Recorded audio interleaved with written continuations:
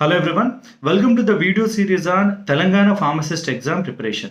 ఈ వీడియో సిరీస్లో ఎగ్జామ్కి ఎలా ప్రిపేర్ అవ్వాలి, ఏ రిఫరెన్స్ బుక్స్ అయితే బెటరో చెప్తాను. ముందుగా ఫార్మకాలజీ చదవడానికి కేడి త్రిపాఠి రాసిన ఒక స్మాల్ బుక్ ఉంది, pharmacological classification of the drugs. ఇందులో కంప్లీట్గా క్లాసిఫికేషన్ లిస్ట్ ఇచ్చి వాటితో పాటు బ్రాండ్ నేమ్స్ అవి ఇస్తారు. So this book is the best one for to learn classification. మీరు ర్యాపిడ్గా రివైజ్ చేయాలన్నా చాలా మటుకు యూజ్ అవుతుంది బుక్. అయితే last time Telangana pharmacist examination ఇచ్చిన ఒక క్వశ్చన్ అనలైజ్ చేద్దాం. Look at the question here. Following anti Parkinson drug used for peripheral decarboxylase inhibition. Options are entacapone, L dopa, benserazide, bromocriptine. Now let us understand. ఇది straight away classification నుంచి ఇచ్చిన question. ప్రతి ఎగ్జామినేషన్లో minimum 3 to 4 డైరెక్ట్గా classification నుంచి questions వస్తాయి. అంటే మీరు క్లాసిఫికేషన్ తెలిస్తే ఆన్సర్ వచ్చేస్తుంది.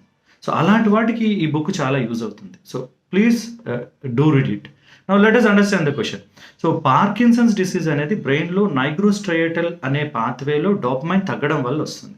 సో డిసీజ్ని ఎలా ట్రీట్ చేయొచ్చు అంటే డోపమైన్ని పెంచాలి బ్రెయిన్లో, లేదా డోపమైన్ మెటబాలిజం తగ్గించాలి, లేదా డోపమైన్ ఎగోనిస్టులు యూజ్ చేయాలి. ఆప్షన్స్ చూస్తే ఫస్ట్ ఆప్షన్ ఎంటకపోన్.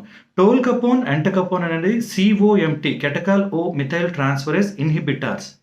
ఈ కెటకాల్ ఓ మిథైల్ ట్రాన్స్ఫరేజ్ అనే ఎంజైమ్ డోపమైన్ మెటబాలైజ్ చేస్తుంది. ఆ మెటబాలిజం మీరు ఇన్హిబిట్ చేస్తే డోపమైన్ లెవెల్ పెరుగుతుంది. సో పార్కిన్సన్ డిసీజ్ ట్రీట్ చేయొచ్చు.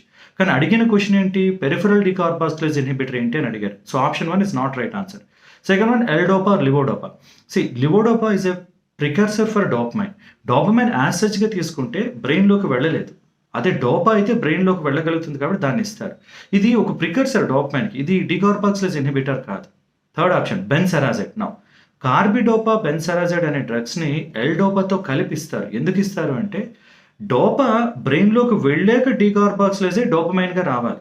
బ్రెయిన్ బయట డోపమైన్ అయింది అనుకోండి, మళ్ళీ బ్రెయిన్ లోపలికి వెళ్ళలేదు. సో బ్రెయిన్ బయట ఎలా డోపమైన్గా కన్వర్ట్ అవుతుందంటే డీకార్బాక్సిలేజ్ అనే ఎంజైమ్ వల్ల. సో దాన్ని ఇన్హిబిట్ చేయడానికి బెన్సెరాజైడ్, కార్బిడోపా ఇస్తారు. సో క్వశ్చన్ ఏమి అడిగారు, డీకార్బాక్సిలేజ్ని ఇన్హిబిట్ చేసే డ్రగ్ ఏదని ఇచ్చారు. So option 3 benserazide is the right answer. మరి ఆప్షన్ 4 ఏంటి, బ్రోమోక్రిప్టిన్. బ్రోమోక్రిప్టిన్, పెర్గోలైడ్, రోపిన్రోల్ అనే డ్రగ్స్ డోపమైన్ ఎగోనిస్టులు, అంటే బ్రెయిన్లో డోపమైన్ యాక్టివేట్ చేస్తాయి.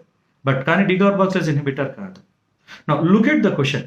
ఇప్పుడు క్వశ్చన్ని చూస్తే ఒక క్లాసిఫికేషన్ మీద, ఒక పర్టికులర్ మెకానిజం మీద యాక్ట్ చేసే డ్రగ్ ఏది అని అడుగుతున్నారు. సో ఇది కంప్లీట్లీ క్లాసిఫికేషన్ రిలేటెడ్ క్వశ్చన్ అనమాట.